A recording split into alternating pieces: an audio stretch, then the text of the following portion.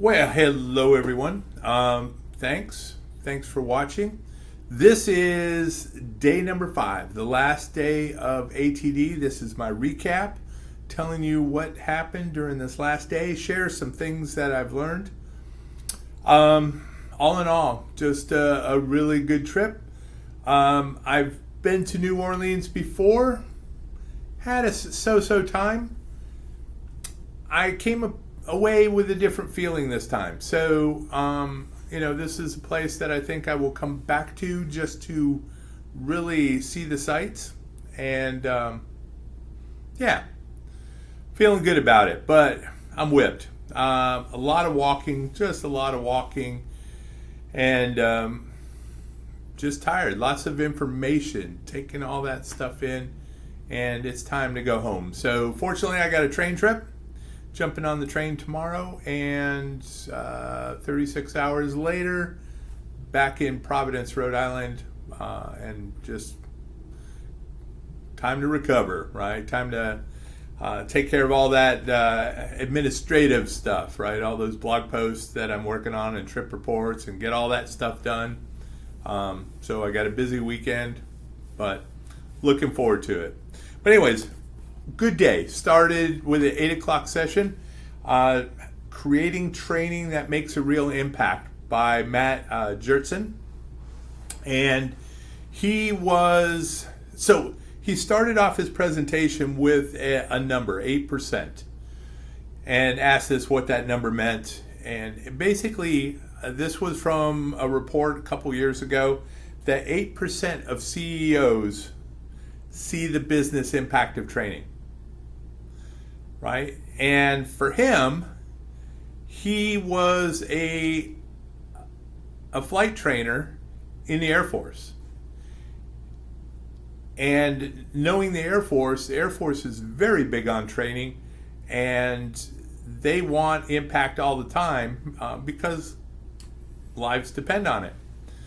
So, he was kind of amazed that training in the corporate world wasn't getting the same attention, wasn't being valued the same. And so that started off our conversation.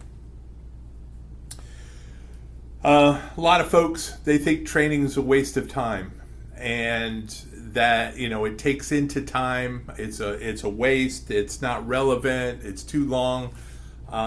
And so his premise was, maybe we need to really focus on the things that matter, and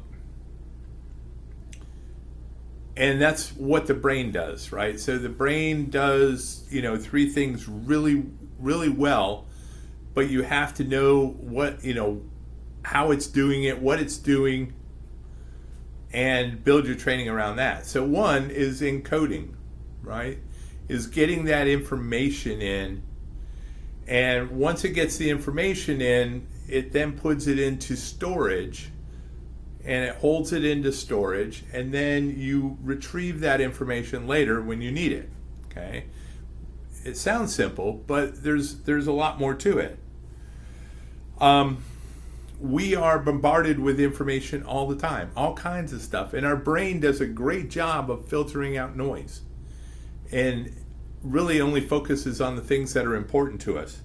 So what we need to do is make sure that what we are doing is very clear, and grabs that the brain's attention.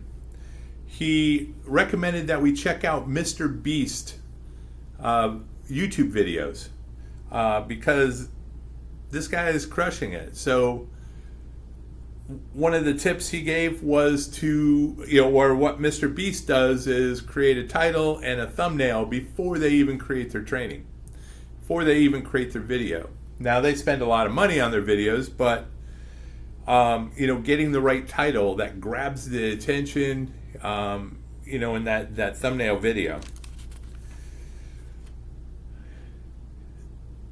Once you have gotten the individual's attention and they encode this information, it goes into storage, the brain, and what really is happening is the brain is being rewired, right? And they, he talked about a study, Google was involved somewhere, but basically they took a millimeter of brain, a square millimeter, sliced it really, really, really thin, photographed it, and it was absolutely huge. The amount of data that it took to store that piece of the brain, and he pointed out that to do a whole single brain would take the world's largest computer in order to do that, which I kind of grabbed my attention. But the way that the brain makes these connections, he identified two primary ways. One is through repetition, that we figure out how to repeat. The other is tied to emotion, and what is that heartstring that you're pulling on, or some emotion that makes it stick. And different ways of getting to emotion. So in a lot of the workshops that I've been in throughout the week, they divided us up into teams and we competed, between other teams. That's one way of doing it. Email drip campaigns, right? Getting out there and doing repetitive through email, or keeping the word out. Now on campus, we do this with our cybersecurity. We got emails going out all the time. We need to be doing it in a lot of other ways. So I plan to stand up my email courses. I may do it just on the consulting side of the house that I have, stand up some courses and let people sign up for them, right? The other thing is, building short trainings and working on, ideas for that.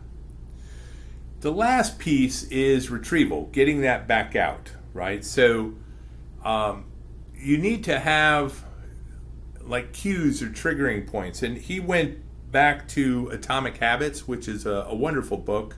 If you haven't checked it out, I encourage that you do. But talking about a cue to something that we then crave, to a response and a reward. And if you cue it up right, then the brain will just make that connection and start giving that information, right? So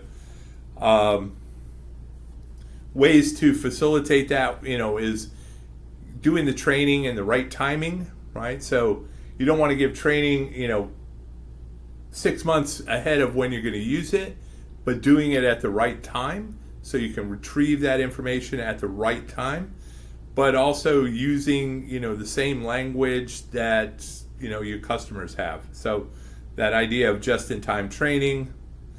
But the big thing about that presentation was just understanding how the brain works and working with that. So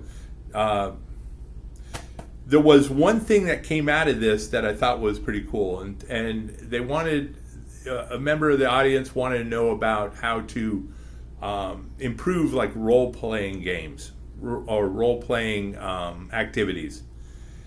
And what he would do is, he lived in Los Angeles, and so he would hire actors, teach them the profiles that he wanted them to enact, and then put them in front of these manager trainees and let them work with that. I think this is an opportunity for our School of Theater to work maybe with the School of Business and put some of those acting students in those roles where the business students can practice some of those managerial skills. So I thought that was an idea.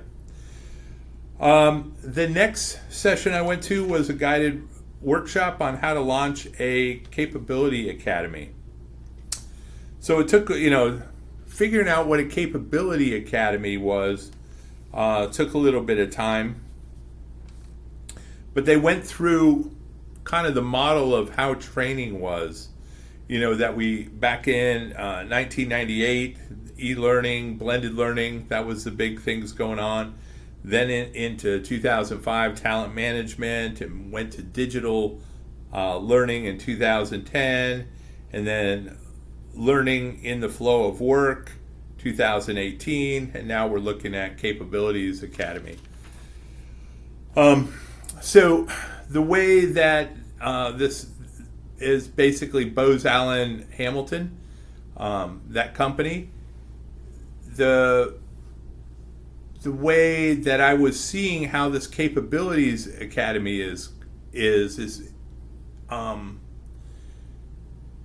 that they had an overall Capabilities Academy, and then you had these separate academies in it that focus on different skills. And it could be on cyber skills. It could be on artificial intelligence. It could be on communications. It could be just a variety of them. And within each one of those were independent skills that you worked on that had their own lessons and activities that in the end led to badging and certifications and such, right? So this is basically, as I see it, kind of a badging constellation where an individual badge would be a specific skill, and you stack these skills to give kind of a bigger badge, and then a number of these badges would rise up. And I see this is similar to how this academy works. So in my mind, John Burson, who wrote an article on this, and I'll share some of those articles, is a combination of skills, knowledge, and experience that employees, for employees to succeed, capabilities unique, exclusive, and proprietary to your academy. So not only are you teaching them skills, but you're teaching the skills in the context of the company, the workplace, the things that you're doing. So this, they gave strategies on how to kind of basically put it up, or stand it up, assessing what you needed, some of the tools that they were using. They use a program called Degreed to help with this, as well as Udemy and some other tools. Big concern was when you build this thing, how do you maintain it? How do you keep past courses from expiring? How do you maintain that? So one of the groups that they stood up is called the Technical Experience Group, TXG, and they were instrumental in this. All right. The steps to doing this, one is assessing your needs, right? So what are the pressing issues? And that's where I always kind of look first is, what are those things that are not going well right at this moment? And that's where we need to focus on. Strategic goals, right? So if your company or school has got strategic goals, that's a place where you're going to be working on. And just a variety of other different places to start looking, right? They list all the different people that you have to get support from subject matter experts to leaders to this technology experience group, the chief technology officer, chief executive officer, your customers. They talked about external partners that they had to cooperate with, and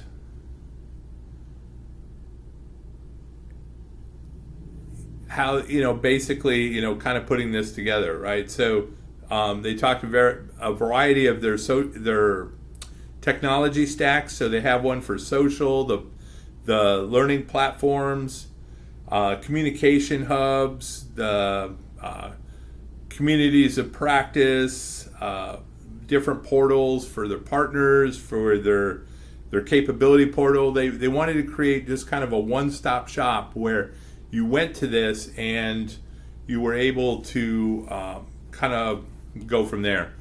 And like I said, the framework was that you had the overall academy or university, as they call it, the Empower University, and then these separate academies that had a variety of skills and a variety of roles, right? So you can look at career paths. From there, building the framework, identifying your resources, getting your roles and responsibilities. So they spent a little bit of time on that. There's a separate slide that they had talking about, the various key roles and what the responsibilities, how they integrated. And they kind of foot stomped that was absolutely essential to identify that to help move things forward. So that was on Capabilities Academy. It's kind of a bigger project, something that I would see at an institutional level that they're working on, perhaps for all the employees. So I think it would be a fun project to work on, but you have to have support. It has to be really part of that strategic plan. The next session I went to talked about using board games to drive learning, and talked about why that you would want to use games. And it really ties back to, this is just a way to make training more engaging and more relevant, gives an opportunity to practice. That in good training you should have 4 components: telling, showing, doing, and reviewing. So as they broke it down, right, that telling part, talking about the theory, talking about it's the lecture piece. Showing are those demos, showing how something works, demonstrating it. But then you need a practice piece. You need that where whoever your trainee is actually going ahead and doing it. And then finally, assessing or being able to review what's going on. Games, right? Going back to that first session I talked about, emotion is a key way to help with learning. And games reward, are emotional, right? Games reward this interaction, right? This competition, right? There's something at stake. And so there's different ways that you can apply games, and he talked about game mechanics, right, which is kind of the engine that runs the game. So talked about roll and move games like Monopoly, worker placement, which is meeples, right? You move pieces around, and they recommend a game Mintworks. Deck building games like Magic the Gathering or Dominion, or Dominion may have been mentioned somewhere else, but deck building games where you're using cards in order to do this. And then also Press Your Luck. And the game that he mentioned there was Exploding Kittens. So I've never heard of it, but I'm going to go check it out. So to move that forward, play testing, that's probably the longest part, testing things out. You can speed this up by using just paper products in order to get things going. He recommended getting some blank playing cards, drawing on them with a marker, and using that to stand things up. Variety of different companies that can help with that. Recommended for design, using internal talent, your marketing department, or if necessarily hired out for freelance to work on it. And there's also, if you really want to scale it up, ways that you can have the game officially printed by, there's board game makers that will do that. So probably the most important part when you're implementing this is that you need after actions, or an after action review after the play is done, right? Somebody to facilitate and say, okay, we went through this game. What lessons are we getting out of this, right? And being able to tie that back. So those were my 3 morning sessions. And then it was last session was a keynote, right? Venus Williams came in to speak. Prior to that, Holly Ransom kind of tied things together a little bit. We had a wonderful violinist, T. Ray, the violinist.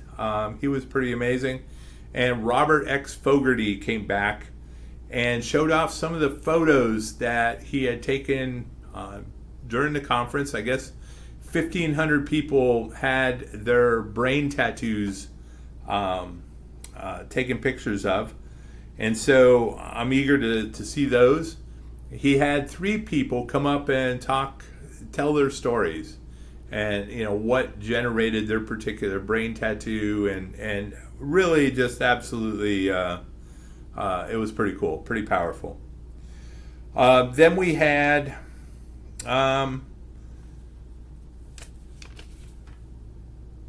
Venus Williams come on, and Holly Ransom interviewed Venus Williams,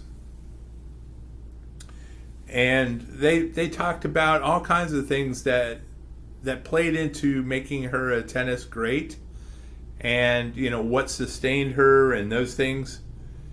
Talking about having a winning mindset, right? It's really how you frame it. One of the things that's important is losing is only a brief moment in time that you have to just kind of set it aside and keep moving forward. Belief is blind. That everyone, regardless of who you are, has some beliefs, and so it doesn't matter if you're young or old or black or white or male or female, right? Everyone has beliefs, right? And being able to tap into those beliefs and being able to strengthen those beliefs. What I thought was pretty humorous was they named her the Grim Reaper because she enjoyed destroying opponents on the tennis courts, and through this, right, definitely high expectations of herself. She pointed out that winning and losing are never easy, no matter throughout her career, right? It didn't get easier. It was always hard to do that.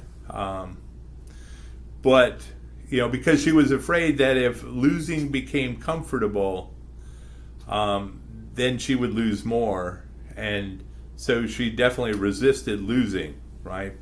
But she understood it was part of the game, right? And the questions dealing with how did you deal with the pressure or the stress, and they really came back to the training and properly preparing for it. But the reality, as she said, everyone chokes, right? She's had some tremendously bad games, and she knows it, and moving forward on that, right? She is pretty good about blocking out the opinions of others. She doesn't read articles on social media, and she keeps a journal to keep her on track.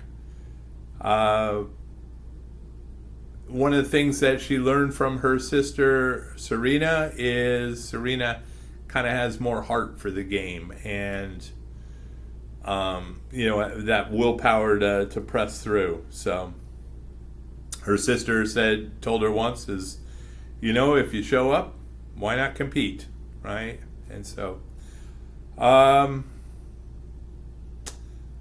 superstition, right? She's not very much a superstitious person, because she says, is it this luck charm or the 30 years of experience? And so, keeps on going.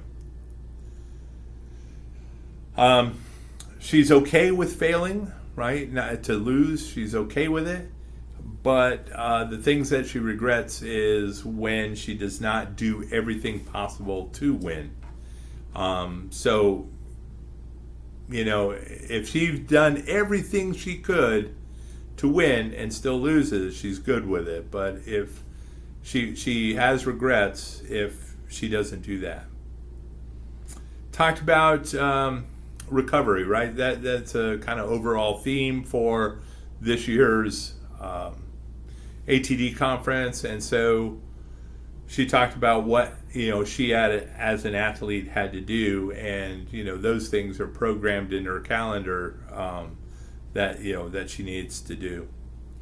Then it shifted to all the other cool stuff that she's doing, in terms of philanthropy and being an entrepreneur, and how to advocate for an issue, and as she said, you can't be an effective angry activist. You have to remain calm, but you have to be relentless. So, yeah, wonderful discussion. It's tough at the end of the day. Unfortunately, a lot of people were getting up and leaving, but I have to. She broke barriers, and as she said, it would be great if we didn't have to talk about color in the conversation. It'd be nice to get to that point in life, and everyone should have an opportunity. So that was the end of ATD 2024. Tremendously good conference. I walked away with a lot of stuff, and it's going to take me a little while to go through my notes and really understand what I walked away with. And I do these videos to kind of capture the moment. It gives me an opportunity to go through my notes one more time, but I also want to share with you, right? So if you found anything in any of these recaps that I did that interests you, let me know. I'd love to chat with you. Love to pull out my notes and try to recreate that memory a little bit, and maybe point you to some resources. So feel free to do that. But right now I'm going to go chill and get ready for my trip back home. Heading off 9:15. So if you happen to be on the train line on the way, please wave. So I will see you back in the New England area. Bye for now.